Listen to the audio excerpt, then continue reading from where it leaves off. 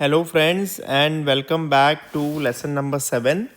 We are studying agri sector policies, and this is the 7th video of this particular lesson. And in this video, friends, we will study about the National Food Security Act 2013 and the further amendments in this act. This is an important topic, which is kind of continuation of what we have been discussing about the PDS in the previous two videos. Friends, just try to understand what difference this act brings to the existing PDS system, and why it was necessary, and what change happened after this act was enacted. So that is what we need to understand. So to give you a context, just try to understand that originally, or till 2013, this until this act was enacted, PDS was a welfare scheme of the government. Okay, it was a welfare scheme, meaning the government was giving subsidized food grains to the people as part of its welfare program. So it was a scheme. Okay, it was a scheme of the government. But once the government enacts a bill in the parliament and makes it an act, the by the virtue of such an act, this scheme becomes a statutory right of the people. Okay, it becomes a statutory or legal right. Basically, now the government has given right of food to the people. So this is right to food act. Okay, right to food. So just like there is right to education, right to information, similarly this is the right to food act. So basically now with this act, the government is duty bound, the government is legally bound to provide food to its people. Okay, so that in simple terms, this is the meaning of this act. So whenever there is any act, it means that the government is legally bound to provide food, subsidized food to its poor people. Of course, under the provision of the act, there are certain provisions. There are obviously there are eligibility criteria and there are inclusion exclusion criteria. So following that, anybody who is eligible has a right, has a legal right to get that benefit from the government. And if the government fails to provide that benefit to that person, to the citizen, then that citizen can go to the court, can knock the doors of the court and can ask the court, that is the Honorable High Court or the Honorable Supreme Court, to give him justice and to direct the government to provide him his right, whether it is right to food or right to education. So this is the background that I have told you, and that is what is the biggest difference that happens when anything becomes an act. Similarly, Manrega, you must have heard about the Mahatma Gandhi National Rural Employment Guarantee Act. So again, this is an act. So it becomes a legal right of the person to get 100 days of unskilled employment from the government. Before that, it was a scheme. It was Manrega scheme, MGNREGS, but now it becomes an act after it was enacted by the parliament. So whenever anything becomes an act, it becomes a legal right of the people to get that thing. Now try to understand the context and rationale. Background of PDS. We know that PDS evolved from a wartime rationing of 1940s to a permanent welfare mechanism post independence, and pre-NFSA, meaning pre-2013, when this act was enacted. It was targeted PDS was there since 1997, and it divided beneficiaries into APL and BPL category, above poverty line and below poverty line, and Antyodaya Anna Yojana for the poorest of the poor people. Okay, this we have seen. Then what were the issues in the original system? There were leakages, 40 to 50% diversion of grains, poor targeting, exclusion errors, inefficiencies in delivery. So these were issues in the existing system. We have seen these already. Need for rights based approach to address chronic hunger. Okay, rights based, meaning giving people the right. Okay, a legal right, a legally enforceable right to address chronic hunger, meaning to address the undernutrition, the malnutrition of the people. India ranked 101 out of 116 countries in Global Hunger Index in 2021 also. So, many people, they still are malnourished, they still don't get proper food, and therefore it is important. It was all the more important during that time, when condition was even worse, to make it a legal act. Okay, so this is the background. Now let us come to what exactly this right does, and what is the constitutional link. Let us study that first. So article 21 of the constitution, which is right to life, you must have already studied about it in your polity. It was interpreted by the honorable Supreme Court to include right to food. Okay, right to food as an implicit right in right to life. So anybody who claims to have right to life automatically has right to food also, because without food there cannot be the life cannot be there. So the Supreme Court says that the right to life includes right to food also, and this was told in the case of PUCL versus Union of India of 2001. So this PUCL is some public union for civil liberties, something like that. Okay, people union for civil liberties, something like that. So in this case, Supreme Court interpreted right to life to include right to food also. Then there are some directive principle of state policy also, DPSPs. Article 39, it says that right to adequate means of livelihood. This is this is the right of the people, and the state should act in order to ensure this. And Article 47 says that duty to raise the level of nutrition and standard of living of the people. So this is the duty of the state or duty of the government to do so.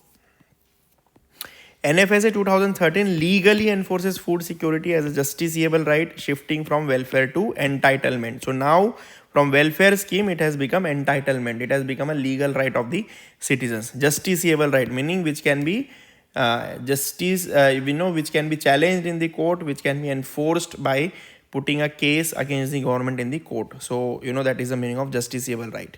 Then key data, let us understand some data here. India accounts for almost 25% of world's undernourished population as per the FAO report of 2023. This is a Food and Agriculture Organization. Malnutrition contributes to 68% of under 5 child mortality. Okay, U5 meaning under 5 child mortality.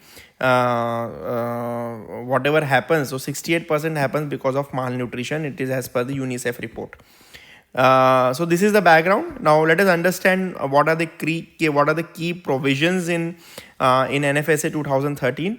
So it includes not just right to food, but also to address the malnutrition in the country through various other programs, and not just through PDS.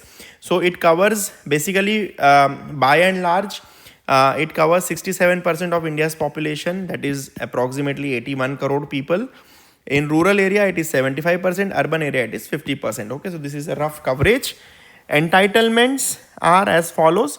So it divides beneficiaries in two categories. One is the priority household category, PHH. Another one is Antyodaya Anna Yojana, which are poorest of the poor, very very poor people, handicapped people, poor people, vulnerable people.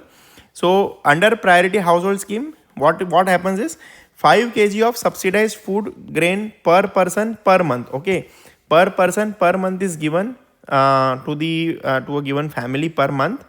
Rice at 3 rupees per kg, wheat at 2 rupees per kg, and coarse grain at 1 rupees per kg. So these are the norms as of today. It might change also. Now it has become actually zero, so the government doesn't charge anything under the Pradhan Mantri Garib Kalyan Yojana. So under this scheme, after the COVID-19, the government gives this free of cost. So even this amount is not charged now, but in the original scheme, this was the provision. And under Antyodaya Anna Yojana, 35 kg per month per household. Okay, per family is given for the poorest. So this is the difference. Then here it is given per person. 5 kg is given per person in the family, but now it is 35 kg per family. Okay, so regardless of the number of members in the family, it is given 35 kgs. Now what are the special provisions under this act? Nutritional support, apart from PDS that I have told you, there is nutritional support for pregnant women, for lactating mothers through Anganwadi Kendras, and children up to 14 years of age through midday meal scheme. Okay, so this is under right to education. We have seen that up to 14 years of age there is free education also. So midday meal scheme is also ensured through this right to food, that is NFSA Act. So these are the special provisions. Maternity benefit of rupees 6,000 for pregnant women under Pradhan Mantri Matru Vandana Yojana also is a special provision under this act. There is a system for grievance redressal also, of course, as I have told you that if somebody is eligible and he is not getting the ration, so how he will put his grievance before the government. So he will not directly go to the court, of course. First he will put the grievance before the government, and if the government doesn't listen to him, only then he will go to the court to enforce his right. So grievance redressal mechanism is there. There is a district grievance redressal officer and state food commissions are there who can listen to their grievance and resolve them. Transparency measures are also taken, like public disclosure of beneficiary list, social audits, etc. So that there are no inclusion exclusion errors, and it is very transparent. There are no ghost beneficiaries. Implementation, how it is implemented, this act, it is executed through the PDS. Of course, see, PDS is one of the important components of NFSA, but PDS is not entirely NFSA. NFSA has these special provisions also. Just try to understand this. And it is managed by FCI, Food Corporation of India, and state governments. Central issue price, that is CIP, subsidized difference borne by the union government as food subsidy. And in 2023-24, 2.5 lakh crore was this food subsidy budget of the union government. So this basically, say, example giving of this is that if say wheat in market is say 25 rupees per kg, okay, then and here you are getting at 2 rupees per kg, so this difference 23 rupees per kg is paid by the government, and this per kg is borne by the central government, and this goes as in 1 year as around 2.5 lakh crore in 2023-24. Now let us look at some of the important amendments and policy updates of NFSA. Aadhaar integration, we have seen this, revamping measures. Mandatory seeding of Aadhaar with ration cards to eliminate ghost beneficiaries. By 2023, almost 95% of ration cards linked to Aadhaar. 90 to 95% have been linked as per the Ministry of Consumer Affairs. Reduce leakages but raises concerns about exclusion due to biometric failures in rural areas. So now what happens if somebody's Aadhaar is not getting linked, somebody's biometric is not matching, there may be some technical problem also, so they might get excluded even though they are genuine beneficiaries, but they don't get Aadhaar. So there was a Supreme Court ruling also on this that nobody will be excluded even if there is no Aadhaar seeding or Aadhaar linkage. So Aadhaar linkage is not compulsory. That is what the Supreme Court had ruled. No, you cannot keep anybody deprived of the food grain just because his or her Aadhaar card is not getting linked to the ration card database. Okay, so that is an important update you should keep in mind. Then One Nation One Ration Card scheme for the migrant labor class, launched in 2019, enables portability of PDS benefit across states. For example, somebody from Bihar is migrating to Karnataka to work in a factory or in some service sector. Then if he has his Aadhaar card in his village in Bihar, so how he can use it in Karnataka? So there is this One Nation One Ration Card, so that it can be made portable and it can be used in the other state also. So benefits migrant workers, almost 10 crore transactions recorded by 2024. What are the challenges? Interstate coordination. Of course, you need interstate coordination. Bihar ration card in Karnataka, that coordination, that information sharing. Awareness gaps are also there. Many people don't know about this One Nation One Ration Card. So these need proper IEC campaign. Okay, information, education, communication campaign is needed. Then there are some state level variations also. Some states like Tamil Nadu, Chhattisgarh removed APL, BPL distinctions and they have adopted universal PDS. So regardless of your above poverty line or below poverty line, everybody who wants can get PDS, that is universal PDS. Other integrated fortified grains, okay, example rice with iron folic to address micronutrient deficiency. So fortified grain meaning they will add some nutrient to the rice by doing some mechanical procedure. And for example, rice fortified with iron folic to address micronutrient deficiencies, especially in women. Okay, so this folic acid deficiency is seen in women, which is also linked with anemia. So in order to address that, this some state level variations are done. What are the recent developments here? Extension of Pradhan Mantri Garib Kalyan Anna Yojana post COVID, providing free 5 kg grains per person per month. As I have told you that this 3 rupees for rice, 2 rupees for wheat, and 1 rupee for coarse grain, this has been completely removed and now it is given free of cost under Pradhan Mantri Garib Kalyan Anna Yojana after COVID. Okay. Now, what are the criticisms and challenges of the NFSA 2013 Act? Of course, it gives fiscal burden on the government. Now it has become a entitlement for the people, and government is duty bound, legally bound to give it. So food subsidy bill accounts for almost 1% of our GDP every year, almost 2.5 to 3 lakh crore annually. Crowds out investments in agriculture, health and education. See, we don't have unlimited budget, right? If 3 lakh crore rupees is going to food subsidy, this money could have been used to build hospitals, roads, other infrastructure, maybe investment in agriculture, building of dams, something which benefits the farmers only in health, education. So of course, there is a trade-off. There is a crowding out. Crowding out meaning, if for example, if this is a room and there are 5 people here sitting, maybe the space available is for say 500 people, and if say another 100 people gets added to this room, so obviously 100 people from this have to be crowded out, means have to be removed. So that is the meaning of crowded out. Okay, because something is entering, so something has to go out because there is no capacity. So similarly in our budget also, if we are having this, so something is crowded out, meaning something important is crowded out, meaning we are not investing in that which we should have done. Okay, so that is one criticism. Then leakages and inefficiency. So even after we spend so much money, there is a constant problem of inefficiency and leakages. Pre-Aadhaar, there used to be 30 to 40% diversion in open market as per the CAG report of 2016.